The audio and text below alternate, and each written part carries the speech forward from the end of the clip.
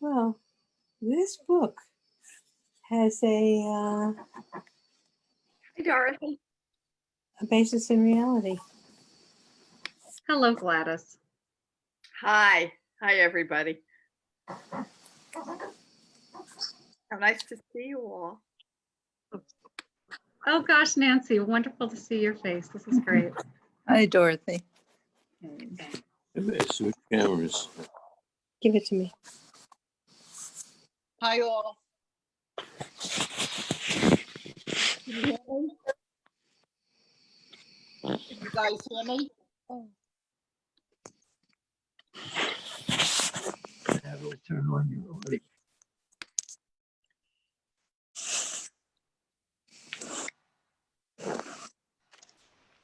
Yes, let's see. It looks like, okay, good. We've got our participants mostly in here. So, hey, welcome everybody. This is Dorothy Cummings on behalf of CDNY. And we've got basically we're doing a meeting, a Zoom meeting, but it's basically webinar style until the end when we'll do our socializing. So here we are at this point of the meeting. We've got some housekeeping matters, and then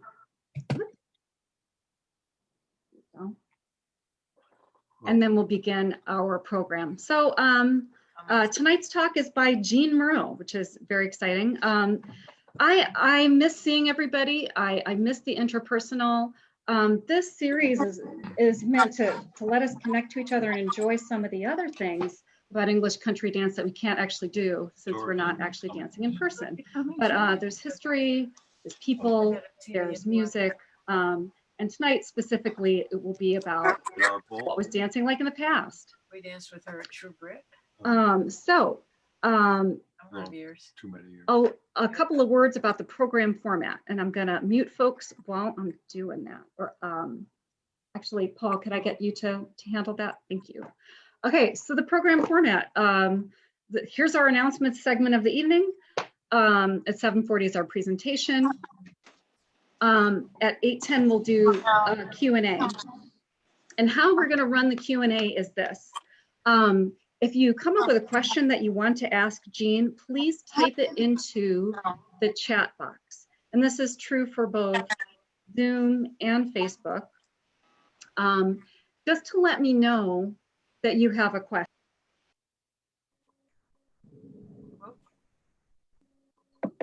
She's muted. She's muted.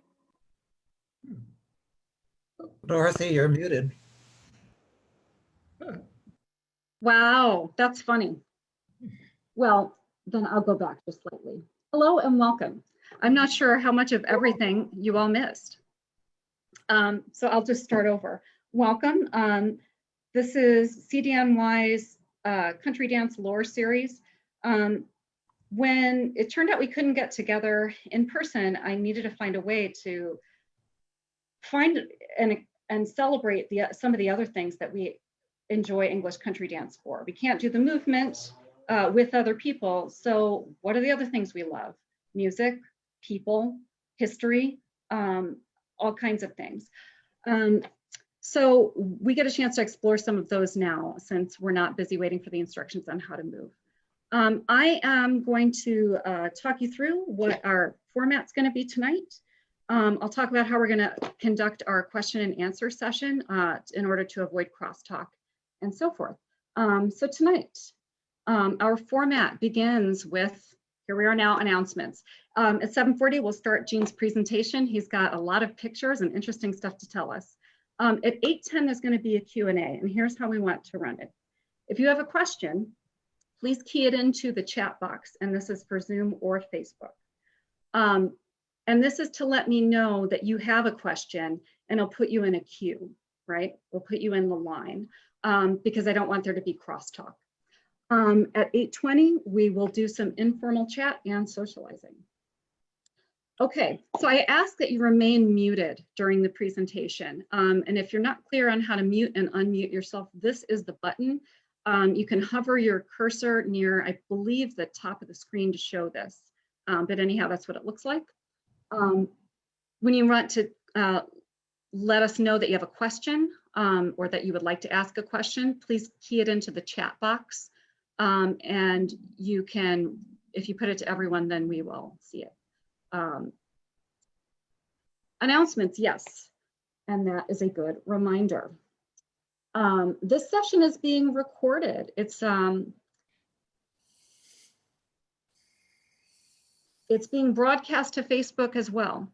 If you do not want to be recorded, the way to avoid that is to turn off your video, which is here, stop video.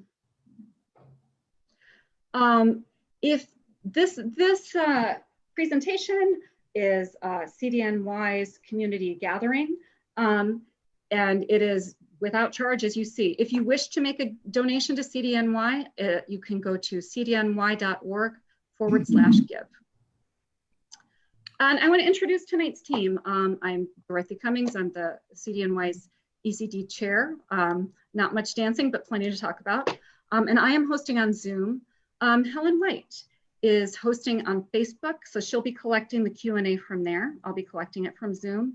And Paul Ross let you in at the door, and he'll be helping with managing the muting and unmuting and so on. I just want to thank everybody who's been working on this.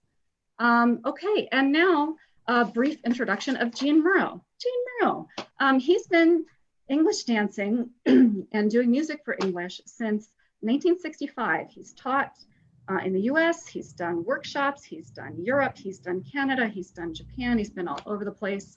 And he's been at CDSS and Pinewoods, working at Pinewoods camps pretty much since he started on the English scene. He knew many people and he has many tales. So with that, I am going to turn over the meeting to Gene's presentation.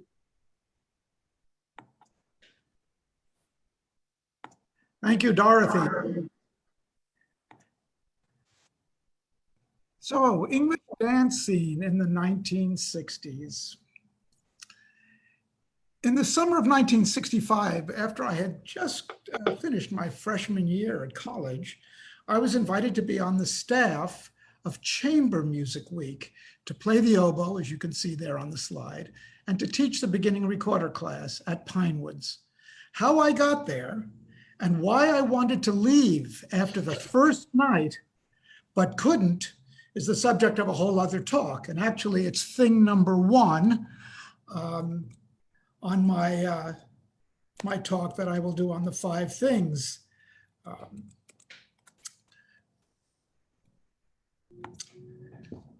To tell you a little bit about English dancing in the 1960s, I really have to set the scene and give you an idea of the mindset. Pinewoods in 1965 was an even more magical place than it is now. It was primitive. It was surrounded by forest and the ponds, dirt roads, where there are paved roads and housing developments and golf courses. But back then, all you had was the scent of the pines, the ponds, the dirt roads, the musty smell of the cabins, the mold that was growing everywhere. You really felt that you were going into the forest primeval. And the mythology surrounding English dancing was part of that mythology. The progenitor of all of that was a fellow named Cecil Sharpe. And someone has to allow me to share my screen, folks. There we go.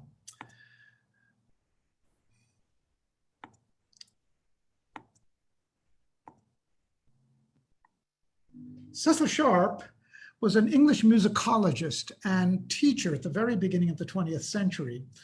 And he was working, and there were 2 apocryphal stories that are probably mostly true. He was visiting his local vicar one afternoon and sitting in the garden, and he overheard the gardener singing a song, and he was taken by it, and he realized the song was in English. Now understand that at the beginning of the 20th century, England believed, the scholarly and informed opinion in England believed that there was no vernacular folk culture in England. There were no English folk dances. There were no English folk songs. What they knew was all from Europe and elsewhere. Even the music education, when kids were learning beginning recorder and stuff, they were learning German music, mostly, and some French music.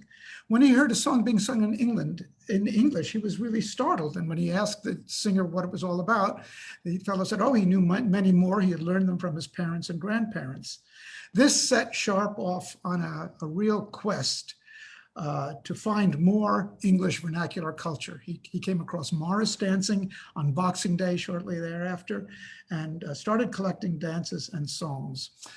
Word got around, and in 1915, George Baker was doing a production from Harvard, was doing a production of Midsummer Night's Dream in New York, and he invited Sharpe to come. Baker was also associated with Helen Osborne Starrow, a philanthropist in Boston. Her husband, James Starrow, was one of the founders of General Motors. If you've been to Boston, you know Starrow Drive. They were prominent people. And this is part of the mythology. The English folk dance scene was very much an upper crust scene as it got started. Sharpe was sponsored by Mrs. Starrow. He was invited to lecture in America. He went all around England and the United Kingdom collecting. He came to America and collected in Appalachia. And his collection began to inform the greater English population that there really was this wonderful, ancient, primal culture that they were part of. And this is a somewhat nationalistic, jingoistic point of view, but there it was. And part of it was the country dancing, and part of it was the Morris dancing and sword dancing and the mummers plays that came. When I got to Pinewoods in those days, we could go into the library, what is now the bookstore, and you could find the sacred texts. I own a copy from 1926. It's an actual second edition of one of the 6 volumes that Sharpe published in the 20s. This is his book of country dances. He went and collected a lot of these dances from villages, and I'll talk about where he got some of the others. You see, there's also a novello publication from 1924 of the sword dances of England. And all of this, as I said, was an important part of the oral tradition that had been passed down through generations and generations. So at that time, and when you went to Pinewoods and you came under the influence of Cecil Sharpe, you were not merely a recreational dancer. You were not going socializing and dancing. You were part of was almost a quasi-religious quest to uncover and discover and absorb these ancient traditions that went back to the mists of time, and not only learn them and not only enjoy them, but just as importantly, to bring them back to the people. In England, they were bringing them back to the English people, and even in America, recognizing that we were once an English colony, we were bringing these dances back to America and the American people. As I said, Sharpe was collecting these dances in small hamlets in England and from singers. And eventually he found his way to the British Library and British Museum, where he found the collections of dances published by John Playford in 1651 and for many years subsequently, English country dances. And at this point, he made one of his only very few serious errors. He believed that the country dances that were published in Playford's collections were notations of some of these ancient folk dances. He thought they were transcriptions of notations of these dances, and that they should be also returned to the people, and they should be taught to people in schools and everywhere else. Unfortunately, there wasn't very much description about how these dances were done. The Playford notations are fairly brief. They're just mnemonics in many cases. So in effect, Sharpe invented a style. He believed the dances, since they were folk dances, they were vernacular dances, they should be done with a gay simplicity, without any kind of fancy stepping, without any affectation or airs or graces. And by the way, there were others at the time who were also looking at these dances and adding the airs and graces. In fact, I think there was an airs and graces society at the time. But Sharpe was clever, and he knew that getting people in the early 20th century to do all that would be a tough task. So he made sure that it was simple and vigorous and graceful. And to that end, he sent over some teachers to help us all here in America. In 1915, May Gadd and Lily Roberts Conant came over to America. They also, here we go. Here they are.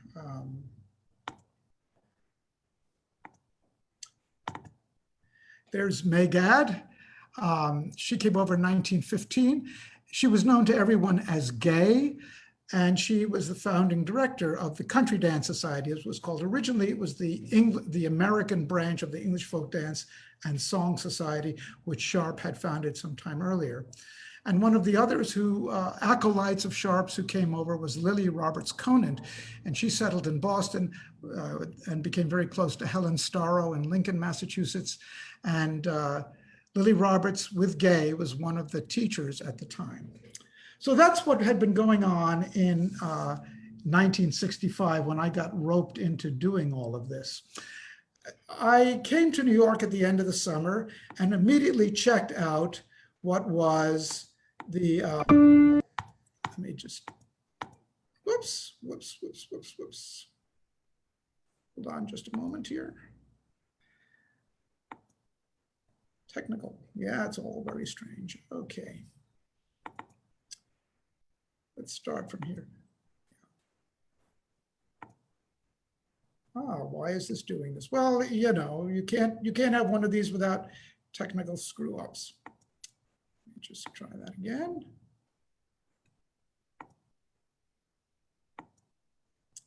There's some important slides I would like to show you. Let's see, we were here.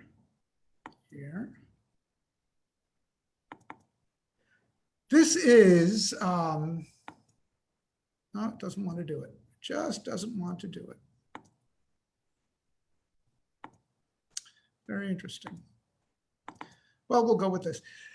I checked into the headquarters of the Country Dance and Song Society where Gay presided, and it was at 55 Christopher Street. There's the building. It's still there today.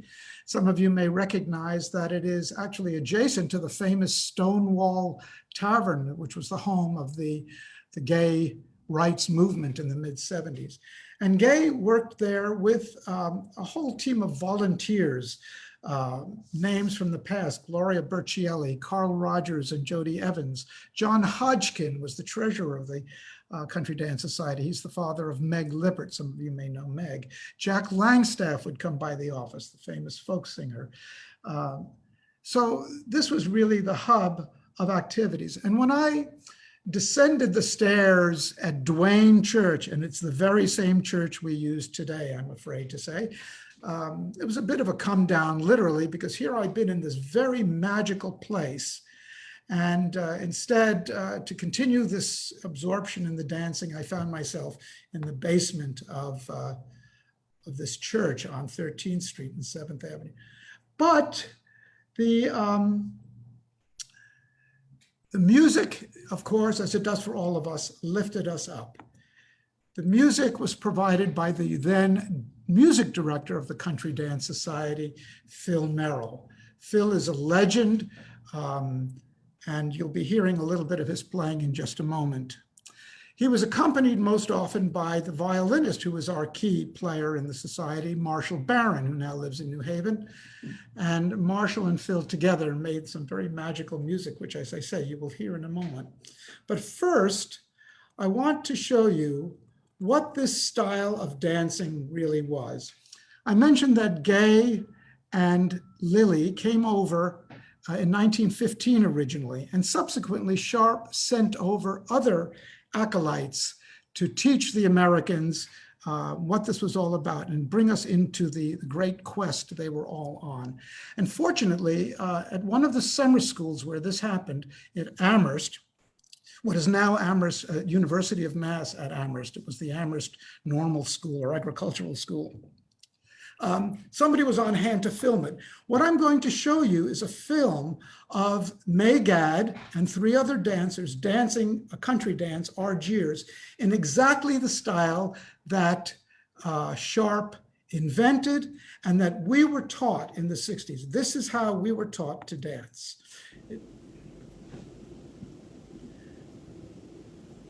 It's a silent film, by the way, so don't adjust your camera. Don't adjust your TV set.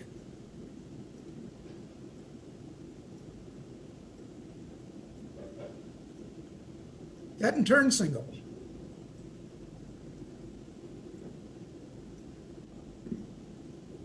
I'm still seeing your photographs. Good. Are you seeing the movie? No. Oh, No, we don't see the movie. We only see the photographs of Phil and Marshall. okay, then let me fix that for you. It's really decided to go crazy here. Hold on just a moment.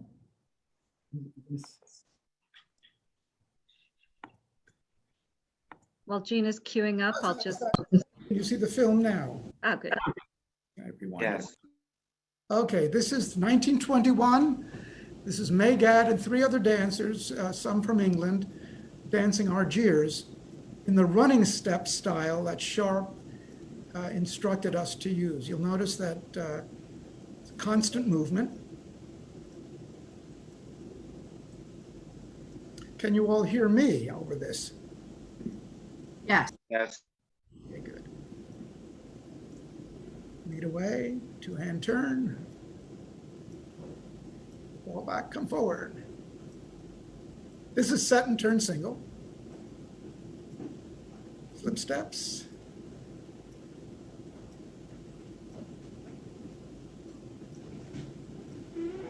Is this silent movie speed or sound movie speed? Is it? This is silent movie, and it is probably very close to the original because we have the audio recording that was done separately, which is accurate. So it may be speeded up just a tiny bit, but not much. I can tell you, not much. This is the speed that we danced at, pretty much. And that's why everybody was wearing sneakers, or plimsolls as was known.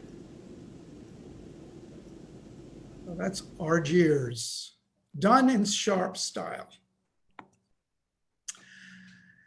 So that's how we were taught. It was called the running step. It was one of the steps that were used. There was also a skipping step and a skip change and a rant and a padaba, and you'll see some of those later on at the end of my presentation. I have a film to show. The music, as I said, was, that's right, sorry, I just see a chat from Stephanie Smith. That's right, Gay came over after in the 20s for one of those summer schools. It was Maud Carpeles, his assistant, who came over in 15. I mentioned the music, and I would like to share with you some of Marshall and Philip's music. Philip was a phenomenal pianist, and he really made the dance music come alive and had a unique style. And it really was the style for English country dancing in America, I would say, until Bare Necessities became very popular. Phil had a tremendous case of stage fright, and we could never really get him to sit down and do a recording. And it was only towards the very end of his life that we got Phil and Marshall to sit down by popular demand and to record some tunes. So what I'm going to play for you now is Apley House. And again, I think if you notice the tempo, if you get up and dance around a little bit, you'll see that it's quite brisk.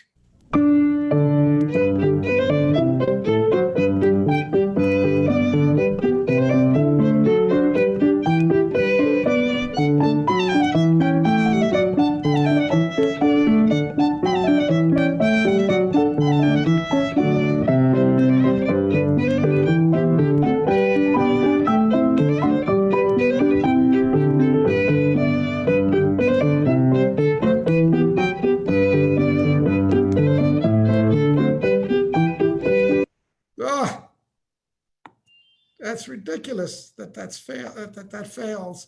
Somebody take a letter to Bill Gates. That's ridiculous.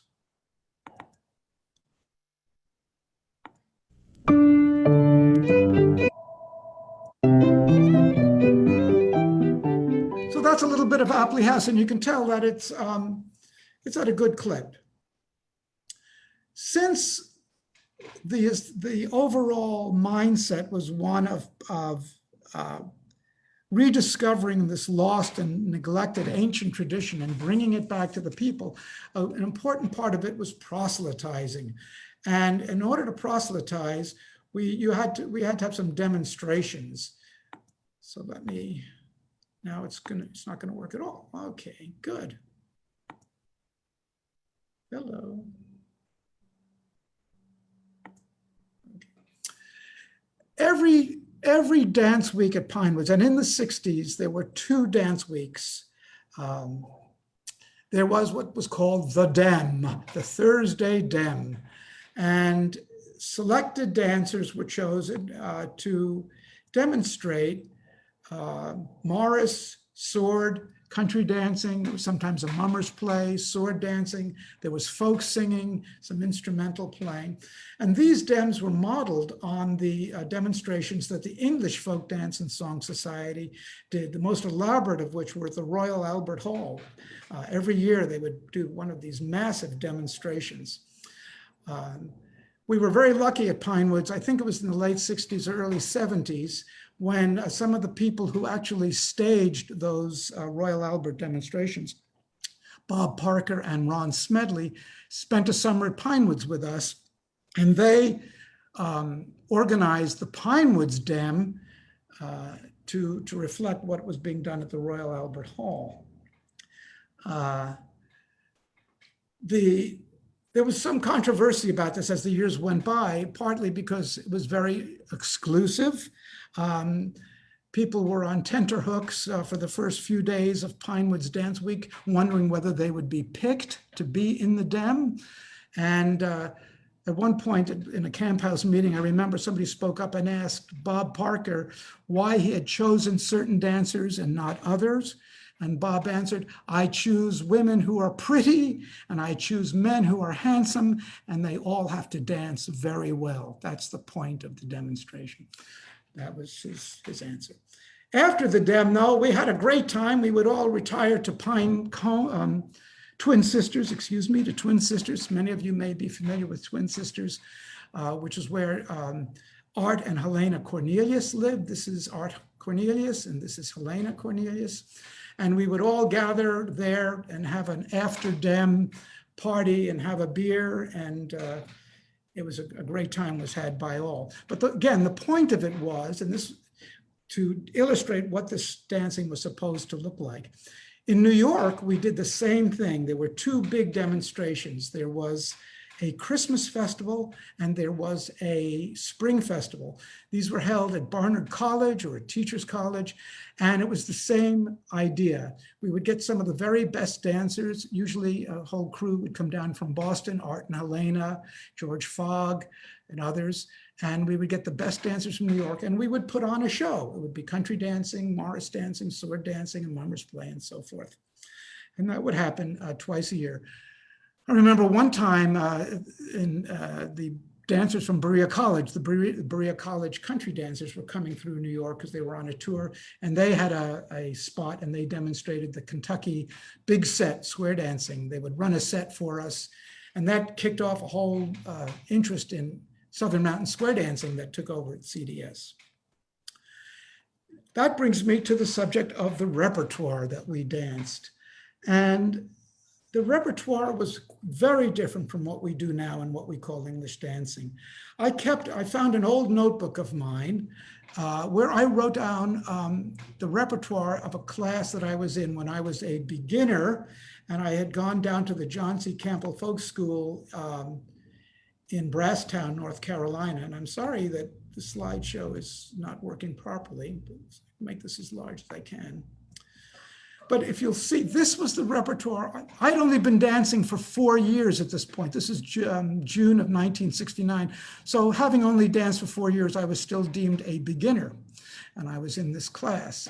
And there's the repertoire: Dud's Reel Contra Dance, the Steamboat, a traditional dance that Sharpe had collected from one of the villages, the Black Nag, Hole in the Wall, you know, Christchurch Bells, the Timber Salvage Reel, Vermont Tempest, Lady Walpole's Reel, Cumberland Square, Child Grove, a big Sicilian circle and a Circassian circle, a play party game. Once the Berea, Kentucky types got involved, and Sharpe had been to Kentucky in his collecting trips, We did some play party games, Shake Those Simmons Down, The Duke of Kent's Waltz, Going to Boston, and some others.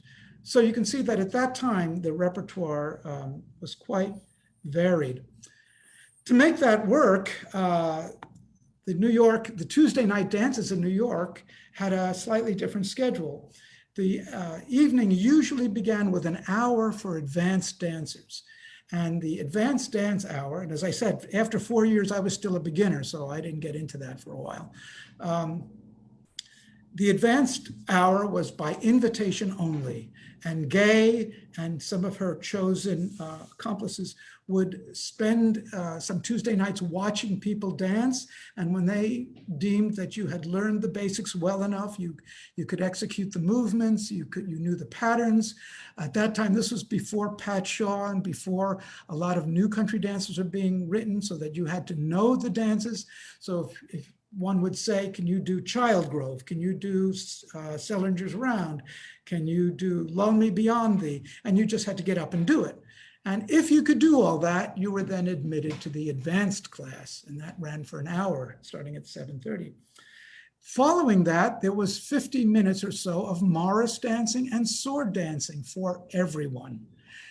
Again, that was part of this mindset that we were recapturing a whole body of ancient culture that had been lost and returning it to the people. So everyone had to know how to do Morris dancing and sword dancing. That happened for about 50 minutes. The teacher there was Eric Lieber. Eric was a fine recorder player and harpsichordist, was involved in the early music movement as well, and he was a brilliant dancer, very strong, energetic dancer.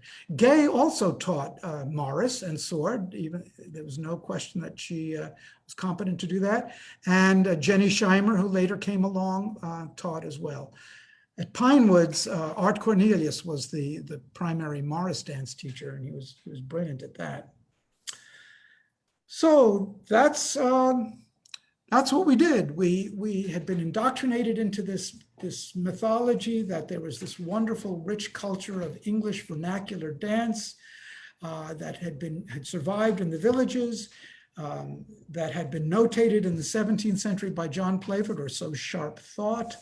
And we were charged with learning all of this material, certainly enjoying it and enjoying one another's company, but then moving on and proselytizing it to the masses.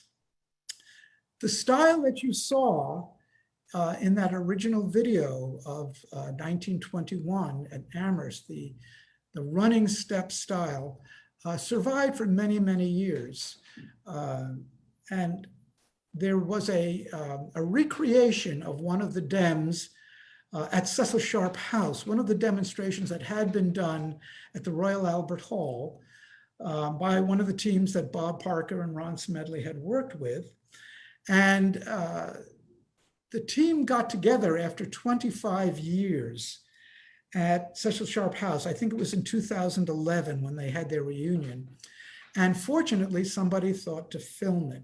And what you're going to see in this recreation of one of the demonstration sets is a pastiche of dances that demonstrate the scope of the English country dance. Later portions of the show did sword dancing and Morris dancing and mummers plays and some folk singing. But this segment of the show was the country dancing. And if you're on Facebook or on some of the, it may be a little jittery, but I think you'll get the idea. I'm going to share this and let it play. This is a recreation of the, let me just, where is this here? We get it back to the beginning.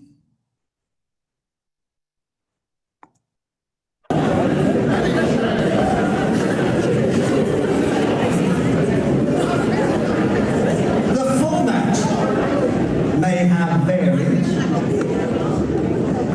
but it always had the same two-bar introduction, which went like this.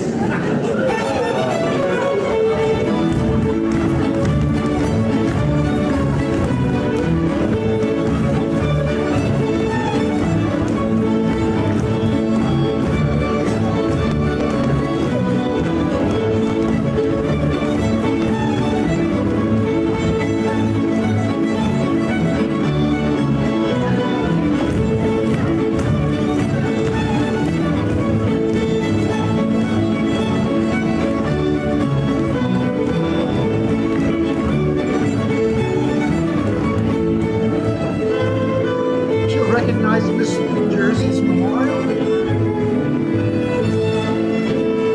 It hadn't been written in the 1960s.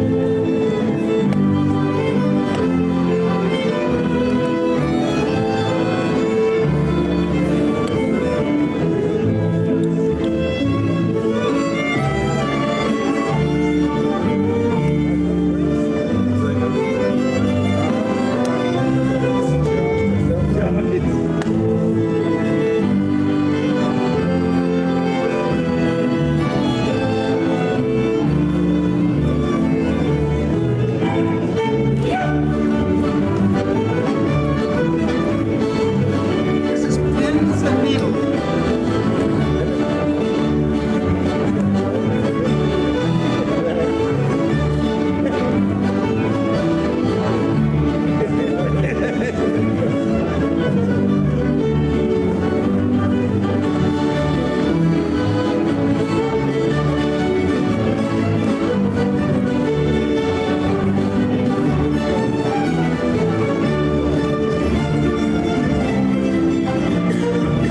This is the Gotland Square 8.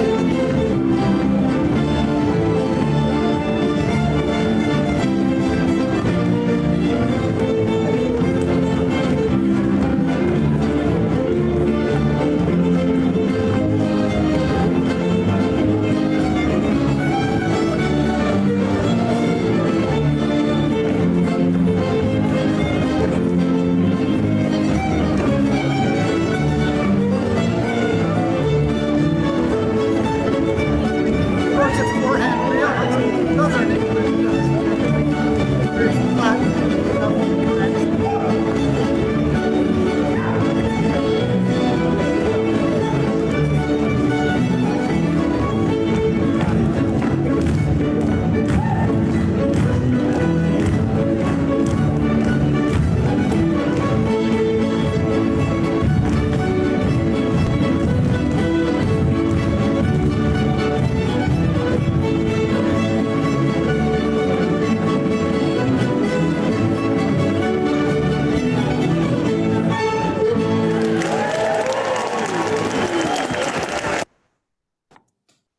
So there you have a bit of that's what the dancing looked like in the 1960s. That's what we did. And I think you noticed some of those people were, elderly, a lot of white hairs in there. But that was the style that Sharpe had invented and had taught to us, his acolytes had taught to us. And as I say, that's survived right up, I'd say, until the mid-70s when Pat Shaw came to town and various other things happened, and that's the subject of another lecture. So on that, I will leave you there. This is a photo from my second year at Pinewoods in 1966 when I was getting involved with rapper sword dancing. And the fellow who's about to strangle me, you may recognize, is Tom Kruskal. So thank you very much for watching, and I'll now turn it over to our hosts.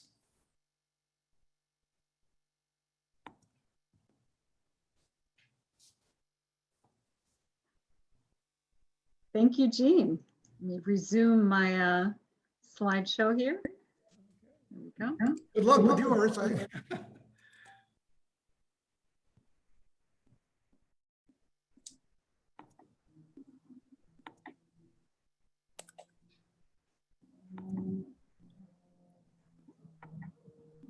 Oh.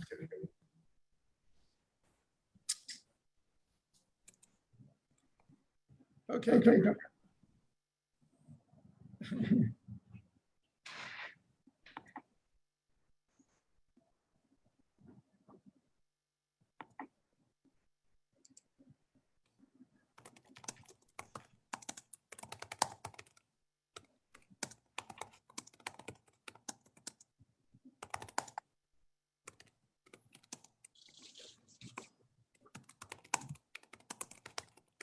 Dorothy, you are muted. I'm told that I am muted. We are blown away by that dancing. And Jean, great to hear you speaking again. It's missed. We've missed you. We've missed all of this. Anyhow, I have not been seeing tons of questions in the chat. I'm going to throw one at you myself, Jean, which was there was sword dancing nightly, weekly. Yes. Where were the swords stored? Dorothy, we can't see you. Ha, fixed it. Yeah, that's a good question. In the church somewhere, if you remember, I don't remember, Dorothy, if you came in when Duane Hall had a stage. So there used to be a stage there. Yep. And behind the stage and in the wings, there was a lot of storage area and stuff was piled on. Also, there were, as there were in many such facilities, they were sliding out. There were sort of pallets that would slide out from under the stage, and we stored chairs and swords and Morris bells. Also, a lot of stuff was stored at 55 Christopher Street, which was a short walk. So costumes and things like that were stored on Christopher Street. If there's some way, you know, Dorothy, the big Q&A slide is taking up most of the screen. It would be fun to see all the Let's people. finish that then. Share that. Yeah. We will just stop. Yep. Done. Okay. All better. Yeah. Good. On to gallery view, I think. Yeah. Right. So we are on to our Q&A time. So we've been doing a great job not talking over one another. So come on down and begin to speak. And if we have trouble, then I'll step in. But please unmute yourself and let's throw some questions in.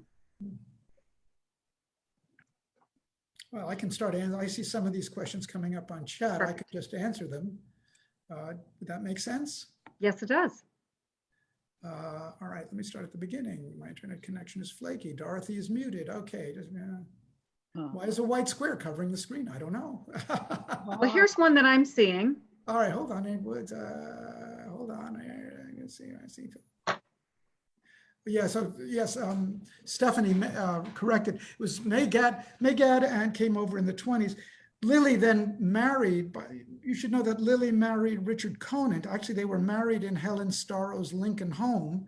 And the Conants, upon Mrs. Starrow's death, she bequeathed Pine Tree Camp, that's what it was called, her summer place on Long Pond, which she had been using as a Girl Scout training program facility. She bequeathed it to Richard and Lily Conant to do with what they wished. They could do anything they wanted. And we all owe a tremendous debt to Lily Roberts and Richard Conant for deciding to continue using the facility for teaching English country dancing and English folk culture.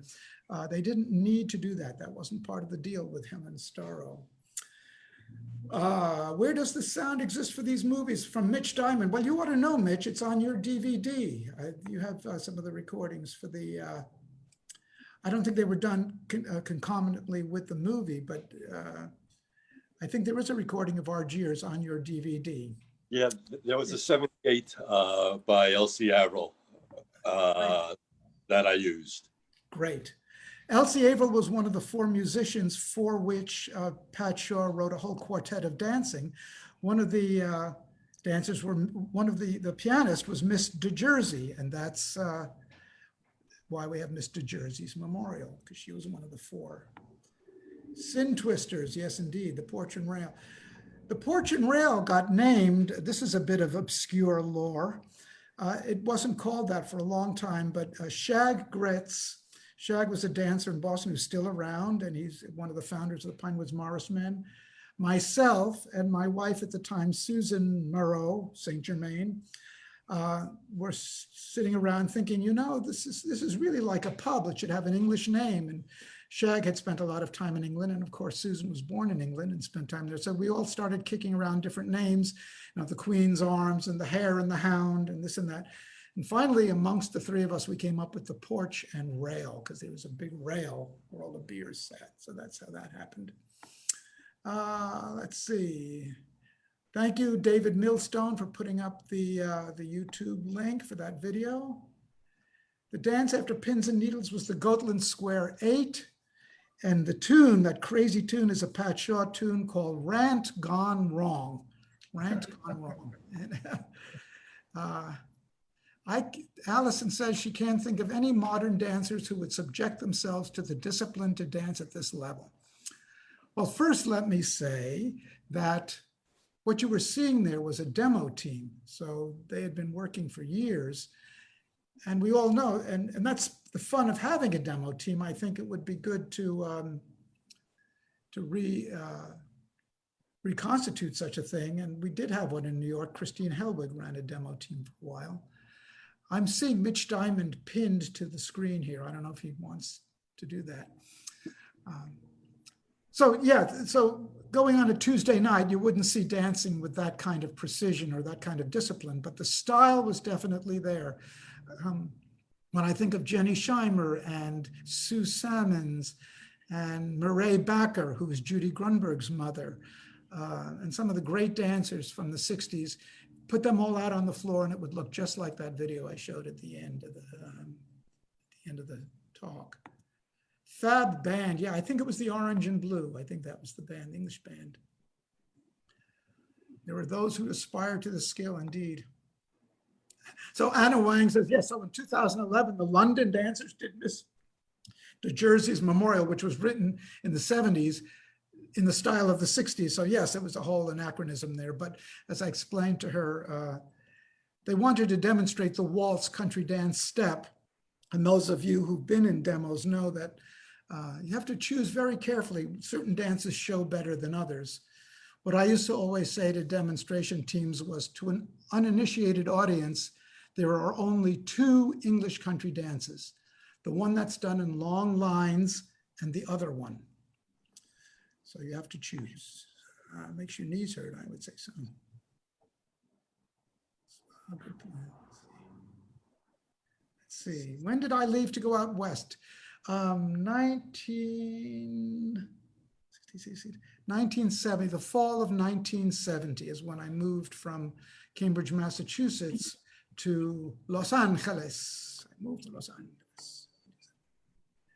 Stage only went away 10 years ago, yeah. So here's a question from Rebecca. When Cecil Sharpe discovered the play for dance books, he had no idea that some of these dances had been notated very carefully in France. Precisely. King Louis had sent over André Lorrain in 1688 because word got back to France that England was doing these wonderful dances, which we now know as the play for dances, which were highly choreographed, cultured dances. Those were not vernacular dances. Yeah, they were not folk dances at all, right? I mean, they were not at all. Yeah. And so they were notated, and several publications. Some of them exist even in foyer notation, which was the common Baroque, detailed Baroque notation. Yeah, I think that was Sharpe. I think came to realize that he made a mistake eventually, but it was kind of hilarious. There's a wonderful book with an axe to grind. Georgina Boyes wrote a book called The Imagined Village, and it punctures this myth I've been talking about. And she points out that so much of this stuff had been invented, and these cultured dances were the product of Italian dancing masters trying to impress Queen Elizabeth I and things like that. So in The Imagined Village, you can get a correction to the myth. But at the time, I have to reemphasize, in the 60s, Cecil Sharpe and that point of view really predominated. We really had the sense. In one of the lectures that were on Darlene Hamilton's historical dance series, the 5 things, one of the speakers, Olivia Barry, who's an ethnologist, posed the questions, you have to ask yourself, who are we and what are we doing?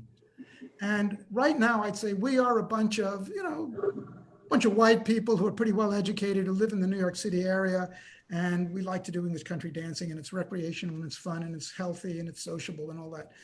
If you asked that question to us in the 60s, I think you would have gotten a different answer. I think it would have been partly that, but definitely this sense that we were on this pilgrimage. We were acolytes of Cecil Sharpe, and we were returning the culture. And at Pinewoods, there would be every year at Pinewoods, there would be a meeting of what they called the National Council. there had been branches of the English Folk Dance Society in America, or the Country Dance Society, and branches were in Pittsburgh and in Chicago and several other cities around the country. And each one of those cities sent a representative to Pinewoods, whether they attended the week or not, usually they did, to stand up and speak at the National Council meeting to talk about how the work was going. How's it going? How are you doing spreading the word? So that was part of that whole mindset. And let's see if there's some more questions I should answer here. I heard there was only one shower at Old Pinewoods. Yes, that's pretty well correct. There were some hidden away. Yeah, things were different. Most of the toilets were outhouses at Pinewoods.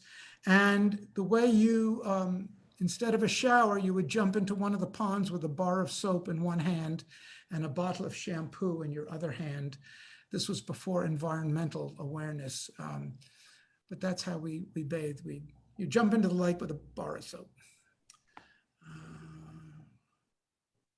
Yeah, how did we get there? How do we get there again? Yeah, well, let's see. That's Darlene. It sounds very exclusionary and elitist. That is conflict with karma. Good question, Ellen. She says that it sounds exclusionary and elitist. Well, it is today too, isn't it? I mean, we talk about trying to be inclusive, and there's a lot of flap about non-binary dancers and a flap about trans dancers and so on. But where are the Black people? Where are the Japanese? Black culture had a lot to do with the early American and English folk dances. When I go to Japan, we fill auditoriums. One of my dance classes in Japan had 800 dancers in it. Wow. Why are there no Japanese dancers in New York? So I guess it's ever been thus. And yes, in a sense, it was elitist because I mentioned early on that Helen Starrow was certainly from the upper crust of Brahmin Boston society, and the fact that she was involved in this is what propelled it along. And apparently during the war in New York, there was actually a radio show, possibly even a TV show. I don't have this, maybe David Millstone knows. A radio or TV show that ran for about half an hour once a week on English country dancing and sword dancing and Morris dancing. It was considered, an activity that was worthy to be broadcast. There is the whole development of Sharpe's oeuvre and his sense of where this all came from and the style has been attacked over the years by Marxist analysts and by others. But at the end of the day, as they say, I will come to Sharpe's defense, as many people do, even those who are critical of him.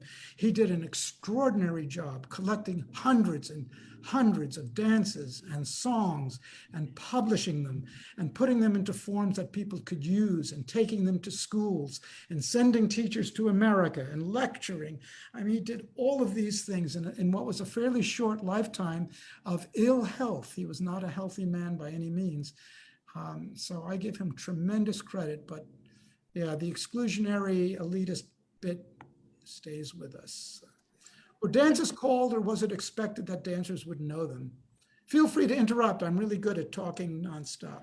No, I was just going to say, Jean, we've taken you a few minutes past the time that we made you promise to talk, and I just wanted to check in and see if I could, see how you're doing. And I have a funny question to throw at you last from the list. Anytime. So do this, and then I'll ask you the last question, and we'll get you off the hook. Well, no, Just don't want to be unfair to people you. want to stay, I'm happy to stay. It's up to you. Okay. I love talking about this stuff.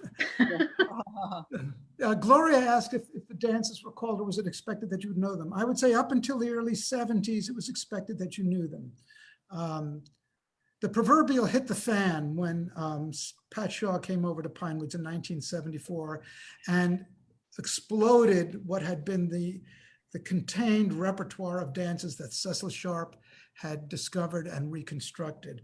That was a finite set of dances, and one could learn them. And I think there was some reminders and prompting, sort of Scottish style.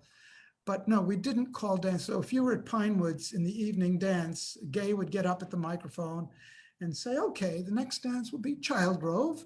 It starts with the siding, as you know. Yes, okay then, thank you, band. And off we went. Sue Dupre asked me, Jean, you were in the beginners class for at least 4 years. How did you feel about that? Yeah, we all remember well coming down to breakfast the first morning at Pinewoods. And I keep coming back to Pinewoods because much more than today, Pinewoods was the center of the work.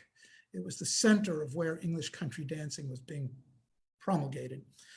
We would come down to breakfast the first morning in order to look at the lists that were posted on the post in the door at the dining room, where Gay had handwritten out who was going to be in each class. So there was a beginning class, an intermediate class, and an advanced class.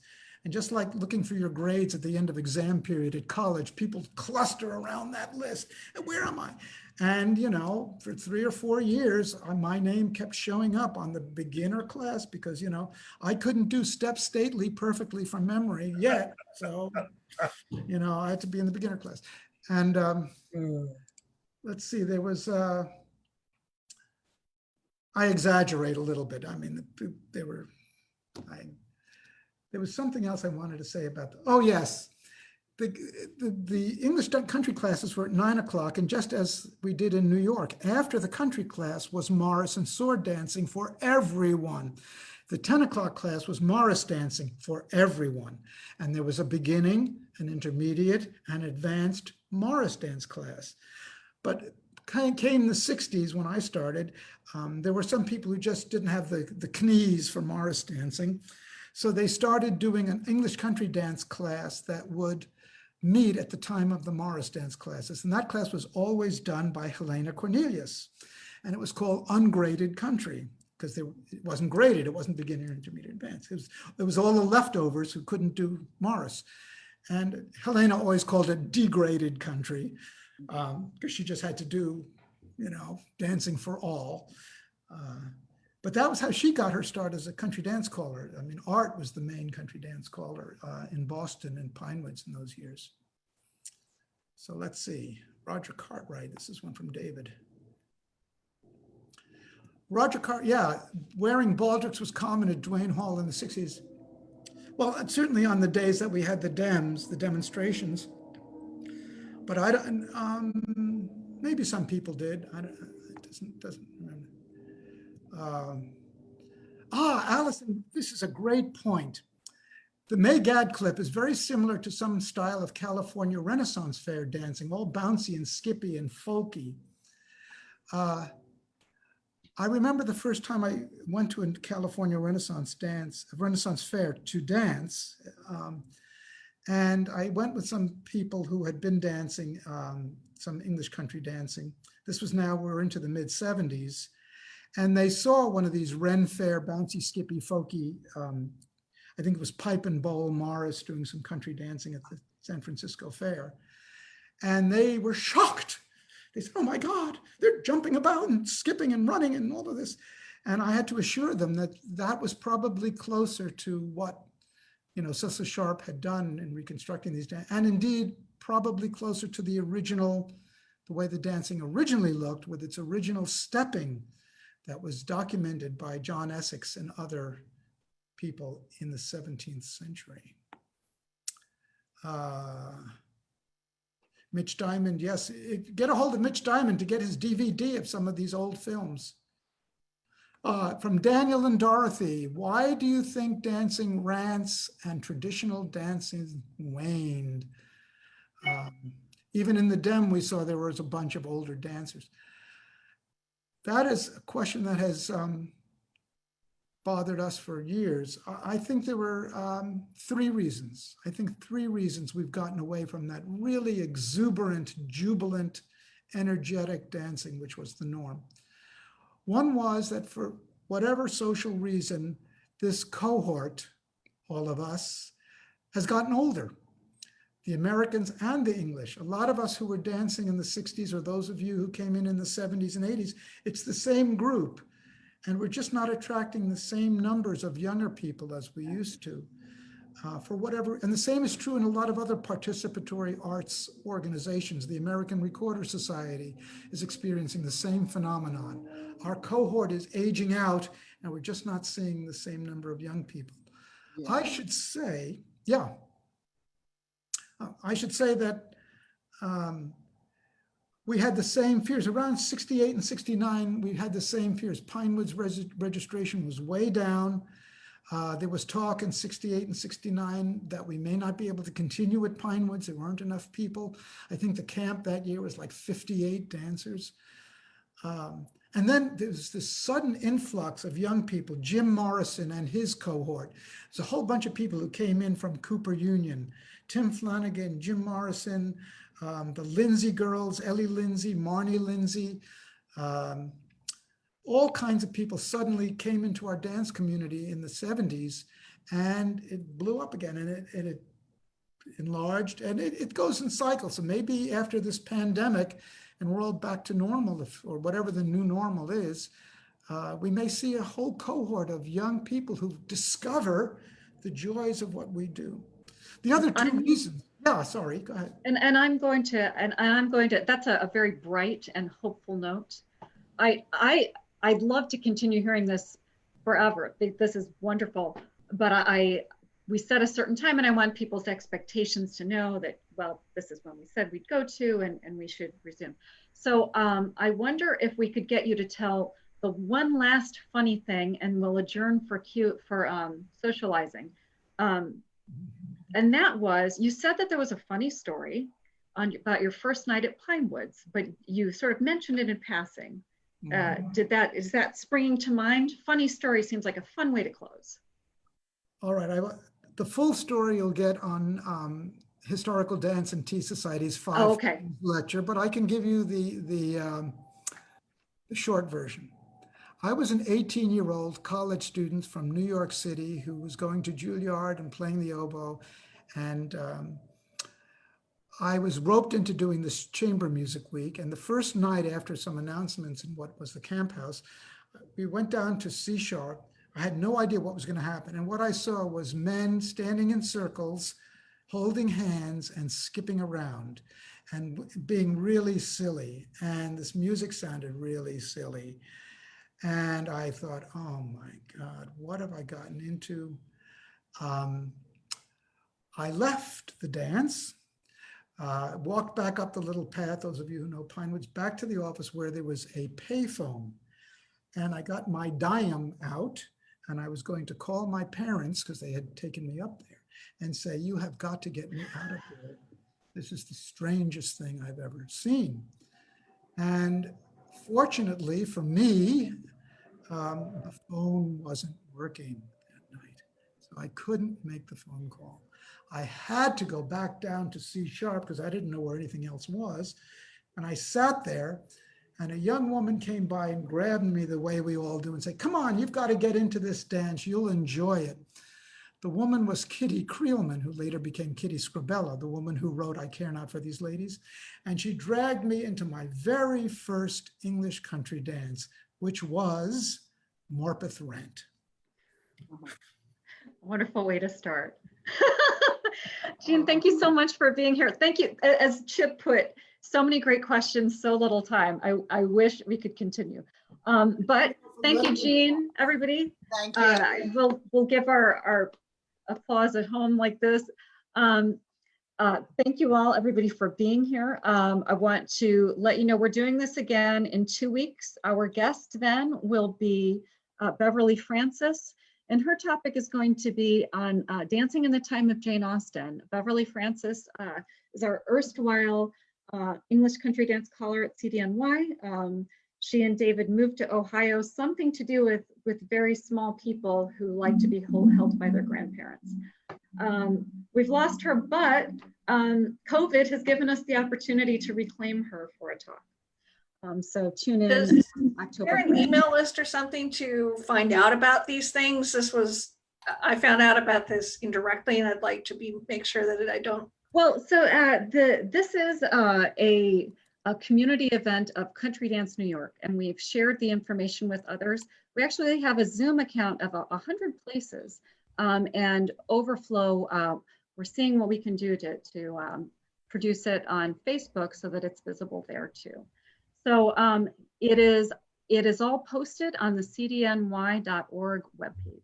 So it's on the calendar there, and there will be links and so forth. And Karen Green offered her 500-person account for the next time. Yes. and I will be interested in feedback such as this. I am loath to put my email address into the Facebook Live, but I am available, and I do want your feedback. I am now going to let you all do some just chatting amongst yourselves, and I'm here. And Helen, anything that we should know from you? Nothing for me. Okay. Thank you very much, Jean and Dorothy. It was lovely. And lovely to see all the participants here too. Yeah, Been wow. a long time. Everybody, yeah. Yeah, it's good to see you, Jean. Yes, hi. Hi. I discovered, by the way, for those of you who would like to know, in my slideshow, you have to hit the escape key to get off the last slide to restart the slide. So when you do your PowerPoint presentations and it takes you to the last slide, hit the escape key. Yeah, I learned that when I was doing some presentations. Yeah. Okay. Yeah. Well, it's good to see everybody. We started to get back into English country dancing and going to the White Plains dance. And then guess what? COVID. There is an online English dance tonight, the Lake City Dance in Seattle. How does that work, I wonder? They work pretty well. We've been having one every week in Rochester area. Oh, neat. There's a small one in San Diego tonight, which I'm mostly missing because of a board meeting. Something in my time zone for a change. I've been doing all the also a lot of them are on the East Coast. The 3-hour time difference can be challenging. Yes, yes. You're in the West Coast?